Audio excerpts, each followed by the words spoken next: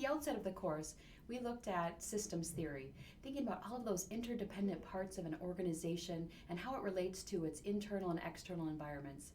The focus of this lesson is the internal environment. What are the things that we need to think about within our own organization that really will affect our workforce planning and our selection process and recruiting? So we will look at each of these briefly, but for a moment, consider if we did ignore any one of these. Perhaps we ignore the fact that we have many people leaving our organization, and then we find out, hey, we're understaffed.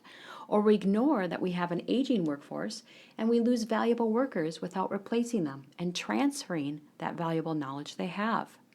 And so by not having this information and taking these things into account, we will not be able to achieve our strategy. I just love this old photo. I don't know why. I think it's just fun. And I swear, this looks like my grandma. It really does. I found this photo and thought, hey, that is my grandma. Anyway, let's take a look here at turnover. Let's start off with turnover. Turnover is the rate at which employees leave the workforce and they're replaced. That would be our definition.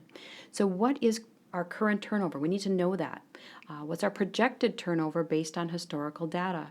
This should be taken into account to make sure that you're going to have enough workers. For instance, I worked in an industry and there was high turnover. We knew that if we needed 10 employees, that we'd need to hire 14. So we had to overhire to compensate for the turnover. Now, the causes of turnover are something that we will discuss more when we look at engagement.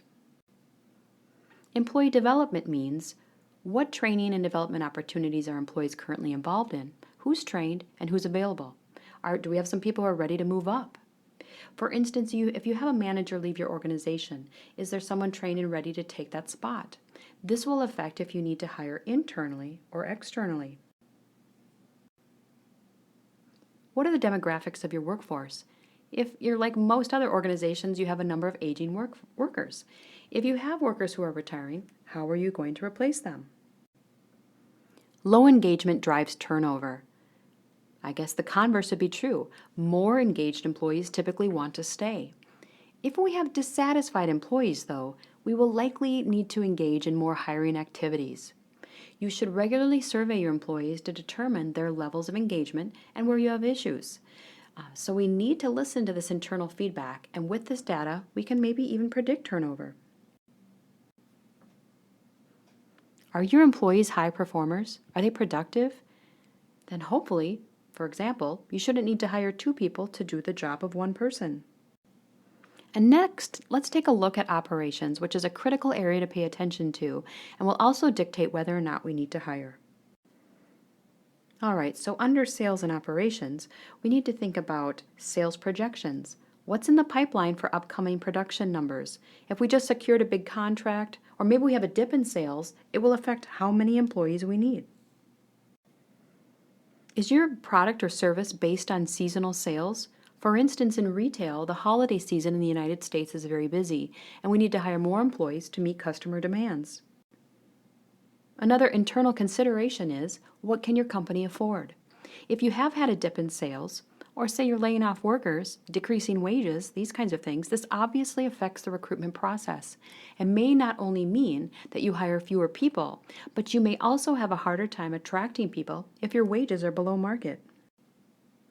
Okay, our last point here, production capabilities.